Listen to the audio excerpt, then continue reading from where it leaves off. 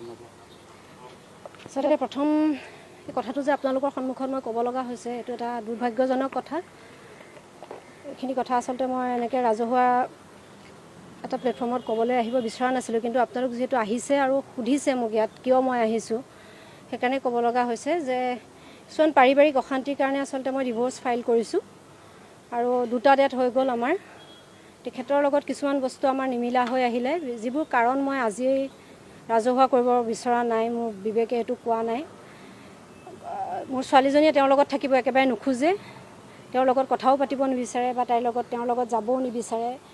গতিকে তাইক এটা অন্ততঃ তাই বিচৰা এটা ভাল পৰিৱেশত তাই ডাঙৰ হওক, সেইটো ভাবিয়ে মই যি পদক্ষেপ লৈছোঁ, তাইৰ যেনেকৈ বিচাৰিছে মই তেনেকৈ কাম কৰি গৈছোঁ। আৰু সেই হিচাপে ডিভোৰ্চ ফাইল কৰাৰ পিছত আজি আমাৰ 2nd ডে আছিলে। ফাৰ্ষ্ট ডে কাউন্সিলিঙত আমাক তেওঁলোকে মিউচুৱেল কৰাৰ পৰামৰ্শ দিছিল। আজি কথা বতৰাবিলাক হ'ল।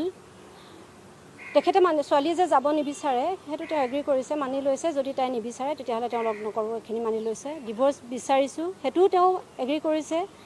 প্ৰথমে তেওঁ কৈছিলে ডিভোৰ্চ তেওঁ নিবিচাৰে, কিন্তু পিছত তেওঁ এগ্ৰী কৰি লৈছে যে ডিভোৰ্চ তেওঁ ঠিক আছে মানি ল'ব। ছোৱালী তেওঁৰ ওচৰত নাযায় সেইটোও মানি লৈছে। কিন্তু মই ছোৱালীৰ কাৰণে অকণমান, তাইৰ কাৰণে, মোৰ কাৰণে একো নালাগে, তাইৰ কাৰণে যিহেতু মই এটা অকণমান মেইনটেনেঞ্চ এটা বিচাৰিছোঁ।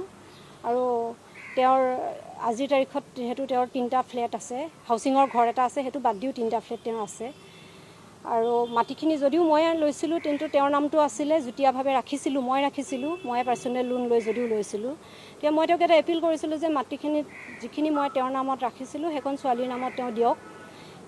তেওঁৰ নামটো মই ৰাখিব খুজিছিলোঁ, তেওঁৰ নাম ৰাখিছিলোঁ আৰু এতিয়া ছোৱালীৰ বিচাৰিছোঁ, সেইটো তেওঁ মাতি লৈছে। কিন্তু তেওঁ মেইনটেনেঞ্চ আৰু তেওঁৰ 3টা ফ্লেটৰ যিকোনো মই নিউ গুৱাহাটীৰ এটা ফ্লেটটো আচলতে 2টাত আছে, তাত 2টা ফ্লেটৰ এটা ছোৱালীজনীৰ নামত বিচাৰিছোঁ। এতিয়া সেইকেইটা যদি তেওঁ অহা ডেটত মানি লয় তেতিয়াহ'লে হয়তো মিউচুৱেলি গোটেই কথাখিনি হৈ যাব। আৰু কি হয় সেইটো সময়ত দেখা যাব। কিন্তু ডিভোৰ্চটো তেওঁ মানি লৈছে। আৰু ছোৱালীৰ ক্ষেত্ৰতো তেওঁ যে তাই যাব নিবিচাৰে, তাইৰ অপিনিয়নটো তেওঁ ৰেচপেক্ট কৰিছে, তেওঁ একো নকৰে।